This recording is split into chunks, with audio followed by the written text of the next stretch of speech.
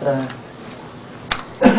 커넥션은 이제 좀 원래 이제 많이 사용되고 또 중요하기 때문에 일단 뭐 몇 가지 기본적인 원리에 대해서 좀 오래 설명했고요.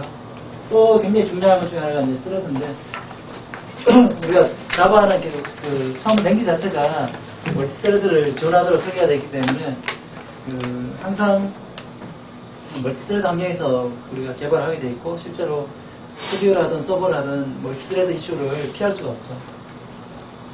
그래서 굉장히 중요하고 그리고 또 실제로 실수도 굉장히 많이 해서 특히 이제 서버 쪽 같은 경우는 실수해가지고 데드락을 해버리면 뭐 시스템이 서버리니까 굉장히 어려운 문제들이 많이 발생하고 그리고 또 심지어 스레드 문제는 단순히 애플리케이션 단에서 발생하는 게 아니라 보면 JDK 내에서도 뭐 상당히 데드락이 발생하는 버그도 꽤 있고 해가지고 우리가 사이트 가서 막 곤욕을 치를 때 보면 우리 때문에 치를 때도 있지만 선 때문에 치를 때도 있고 어쨌든 그런 식으로 스레드 문제가 굉장히 중요하죠. 일단 스레드 프로그래밍 하는 장점이 있죠. 이게 당연히 프로세스 간 통신의 IPC에 비해서는 스레드 간 통신하는 게 일단 메모리를 공유하잖아요. 메모리를 공유하니까 굉장히 효율적이죠. 그냥 나는 이제 내가 공유하는 내 메모리니까 말씀하면 되니까 마치 이제 IPC 같으면 쉐어드 메모리를 쓰는 거나 비슷하게 할 수 있는 거죠. 그리고 또 중요한 게 프로세서를 하나 포킹해가지고 새로 만들기 기적을 하게 되면은 엄청나게 다 새로 이제 걔에 대한 프로세스 이미지도 만들어야 되고 뭐 이렇게 다 이제 힙도 따로 할당해야 되고 이렇게 하는데 스레드를 만드는 건 스택만 추가적으로 할당하면 되기 때문에 굉장히 메모리가 효율적이라는 거죠. 공유하니까 뭐 프로세스 이미지를 따로 뭐 올릴 필요도 없고 그리고 또 중요한 거는 컨텍스트 스위칭 비용이 훨씬 적다는 거죠. IPC에 비하면 뭐 당연히 프로세스가 만약에 A라는 프로세스가 돌다가 B라는 프로세스로 변경되면은 현재 메모리상에 올라있던 모든 정보들 뭐 당연히 이제 PC나 스택이나 레지스터 같은 것도 당연히 다 내려야 되고 이것들 양이 스레드가 훨씬 적을 수밖에 없기 때문에 스레드는 이제 기본적인 몇 가지 PC나 스택이나 레지스터 정보만 바꿔주면 되는데 프로세스인 경우는 여러 가지 일들이 발생해야 되겠죠. 그래서 컨텍스트 스위칭 코스트도 적어도 뭐 이렇게 제 문제는 없지만 한 10배 이상은 든다고 계산할 수 있을 것 같아요. 어쨌든 그러한 장점을 가지고 있고 스레드는 마찬가지로 실제로 실행되는 단위이기 때문에 프로세서와 마찬가지로 실행되는 기본 단위이기 때문에 프로그램 카운트라든가 스택이라든가 레지스택 같은 것들을 각 스레드별로 다 가지고 있죠. 그러니까 컨텍스트 스위칭 될 때 스레드 간에 컨텍스트 스위칭 될 때 이 정보들은 서로 컨텍스트 스위칭 해야 되는 거죠. 각 CPU별로 이 정보들이 다 바뀌어져야만이 이제 스레드가 변경이 되는 거죠. 어쨌든 스레드도 컨텍스트 스위칭 오버헤드가 상당히 있는 거예요. 그러니까 없는 게 아니에요. 그러니까 그렇게 생각하면 안 되고 되게 중요한 거는 프로세스에 비해서 컨텍스트 스위칭 오버헤드가 적긴 하지만 스레드 컨텍스트 스위칭 오버헤드도 사실 무시할 정도가 아니라 굉장히 비싸다는 거죠. 그래서 컨텍스트 스위칭을 줄이는 게 가장 이제 퍼포먼스 특히 멀티스레드 프로그래밍 할 때 퍼포먼스에 굉장히 관심사 중에 하나인 거죠. 그리고 자바에는 디먼 스레드라는 게 있는데 이게 나도 처음에 자바 처음 접했을 때 디먼이라는 게 우리 C 프로그래밍 할 때 뭐죠? 데몬 프로세서 있잖아요. 데몬 프로세서, 서버 프로세서 그런 거랑 비슷한 개념이라고 생각했죠.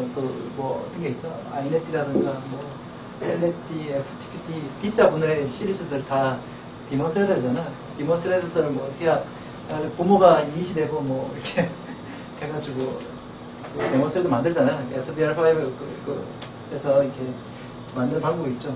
시스5 시스템에서 데몬 프로세스 만드는 방법인데 그거랑 전혀 무관하다는 게 자바의 디먼 스레드죠. 그러니까 개념적으로 전혀 상관이 없고요. 데몬 스레드는 스레드를 만들 때 set 디먼이라는 API가 있고 set 디먼을 출력하면 데몬 스레드가 됩니다. 만들기 전에 해줘야 되고, 만들고, 돌고 있는 스레드에서 해줘봤자 아마 소용이 없을 거라고 생각이 되고요. 데몬 스레드가 하는 역할은 프로세스 종료 시점하고 상관이 있습니다. 액티브한 프로세서가 살아있는 거는 스레드가 다 죽으면 프로세서가 죽어요.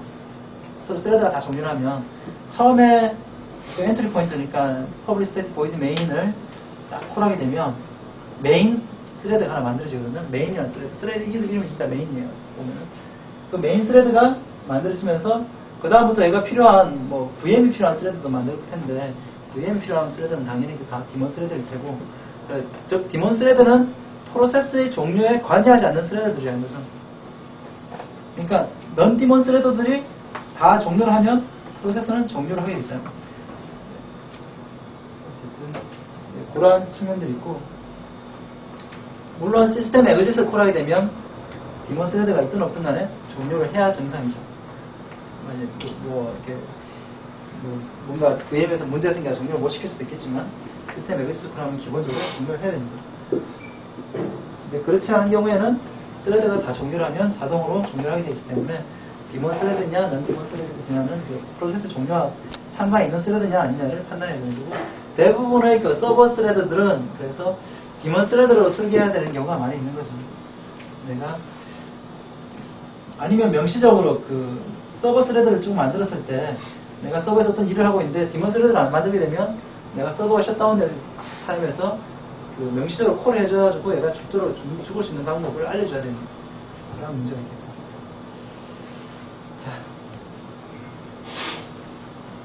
자, 이제 자바의 스레드 만드는 방법에 대해서는 그냥 뉴 스레드 하면 되니까 그에 대해서는 이제 크게 얘기를 안 하겠습니다. 뉴 스레드 해가지고 스레드 객체를 일단 만들고 난 다음에 스타트를 하면 런이 콜되는 거죠.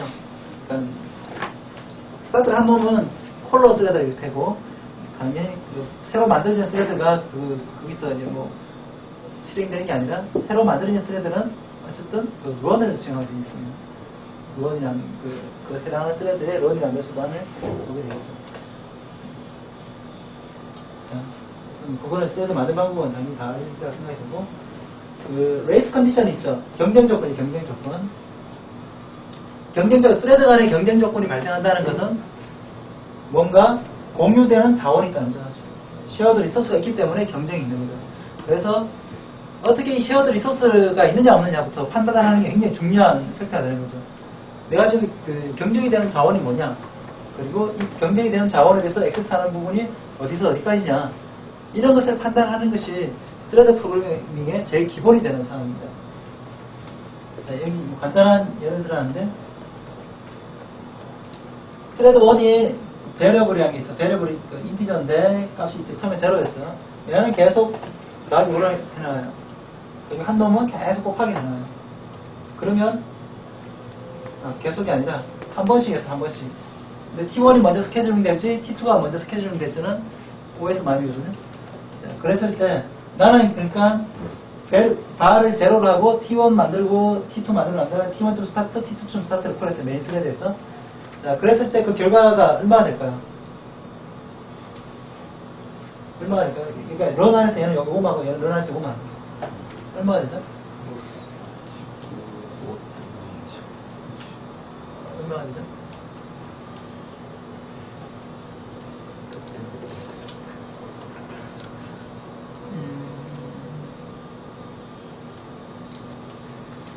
일단 먼저 간단한 시나리오도 해보죠.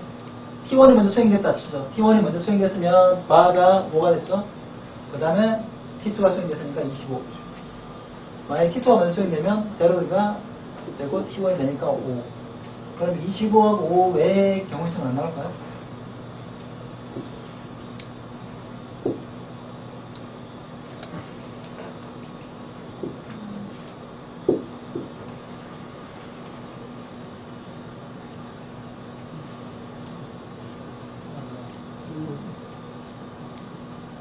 나올까요? 안 나올까요?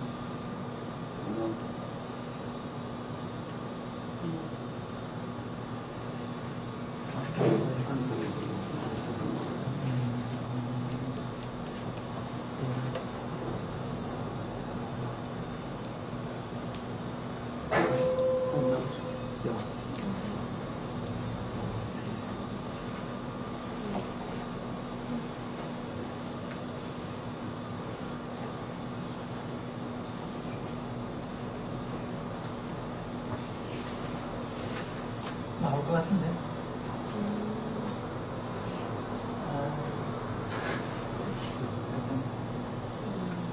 한 줄로는 안 나올 것 같아요. 여러 줄 있습니다. 이게 한 줄이 아니죠. 이게. 인스트럭션 한 개가 아니죠. 그래서 일단 제일 처음에 그 사람들 실수를 많이 하는 게 이게 하나의 인스트럭션을 생각하는 자꾸 오류를 범하는 거죠. 이게 뭐죠? 바는 바 플러스 5죠. 몇 개의 인스트럭션이죠? 2개. 2개라고. 실제 인스트럭션이 몇 개인가 해볼까요? 로딩, 배력 로딩 해야 되죠. 처음에 하나, 인크리멘트 해야 되죠. 둘, 어사인 해야 되죠. 셋, 스토어 해야 되죠. 네. 그러니까 어사인하면 스토어는 세 개, 일단 기본적으로 세 개가 되는 거잖아요. 그 각각의 텀 사이에서 이게 스위칭이 일어날 수 있거든요. 배력을 공유하기 때문에 얘도 마찬가지로 곱하기가 되는 거고. 그러면 처음에 어떻게 되지?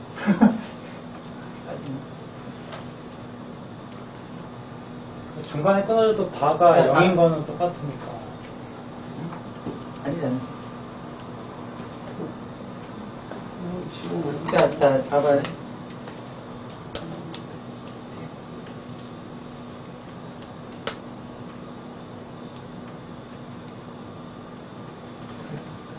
이게 중요한 건 왜 다른 값이 나올 수 있냐면은 바 더하기랑 5를 하는 오퍼레이션이랑 바에 어사인하는 오퍼레이션이 그 다르기 때문에 그래서 실제로 그러니까 얘가 더하기 처음에 먼저 로딩을 했어요. 로드 바를 하면 0 올랐죠. 그 다음에 5가 됐어요. 그 다음에 5를 어사인하면은 생각하는 대로 되는데 그렇지가 않아요.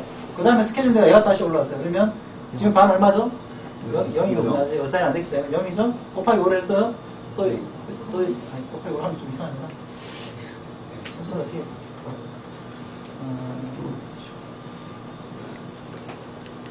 하여튼 뭐 곱하기 5를 하면 그러면 0. 그럼 뭐가 되냐? 0 5하면 25. 0 곱하기 5. 0 0이라서 네, 0이라서 지금 두 번은 그렇게밖에 안 돼. 0 나오죠. 네, 0이라서. 실제로는 그 보통의 경우에 이제 이게 0이 아니었으면 이게 값들이 그 중간에 계산이 날라갈 수가 있죠. 그냥 덮어서 버리니까 로드랑 세이브가 있을 때 얘가 로드를 했을 때 얘는 0을 로드했지만 더하기 5를 했는데 이 더하기 한 거랑 상관없이 얘가 라이트를 하고 그 다음에 얘는 그 25 0도 될 수 있는데 그러면 0도 될 수 있잖아요. 예. 0 될 수 있잖아요. 그쵸? 지금도 0 될 수 있는 거잖아요. 그러니까 얘가 스케줄 돼가지고 얘가 지금 5까지 계산했어 지금. 그러니까 5가 안 들어왔어. 그러고 난 다음에 얘가 스케줄 돼서 5를 읽어가지고 5 곱하기 5를 해서 0이 딱 됐어요. 그 다음에 5가 먼저 왔어요. 그 다음에 얘가 해가지고 5가 됐고 그 다음에 얘가 다시 5를 또 스케줄 해서 5가 0을 넣는 거죠. 그러면 0이 되는 거죠. 그런 식으로 된다는 거죠. 그러니까 레지스터를 저장했다가 딱 올라오는 거니까 곱하기 5를 했는데 0이 된 그 값을 레지스터에 저장해놨다가 나중에 다시 이제 카드 스위치 됐다가 다시 올라가면서 다시 올라와가지고 다시 값을 넣기 때문에 실제로 0이 될 수 있다는 거죠. 네. 그래서 생각했던 거랑 다르다는 거죠. 지금 굉장히 경쟁 조건이 많이 발생한다는 거죠. 생각보다 훨씬. 그리고 인스트럭션 레벨에서 스위치 가능하기 때문에 절대 발생하게 돼 있다는 거죠. 특히 요즘 같은 경우는 대부분 다 환경이 심지어 PC까지도 CPU가 여장이기 때문에 기본적으로 거의 다 뭐 노트북도 듀얼코어가 나오잖아요. 그렇기 때문에 프로세서가 굉장히 많기 때문에 당연히 우리가 서브 프로그램 하는 입장에서는 굉장히 이러한 확률이 높고 반드시 발생하게 돼 있다는 거죠. 그리고 OS 스케줄은 진짜 지금 자기 마음이기 때문에 어떻게 된다는 걸 보장할 수는 없어요. 자, 크리티컬 섹션이라는 용어가 있어요. 크리티컬 섹션이라는 것은 뭐냐면은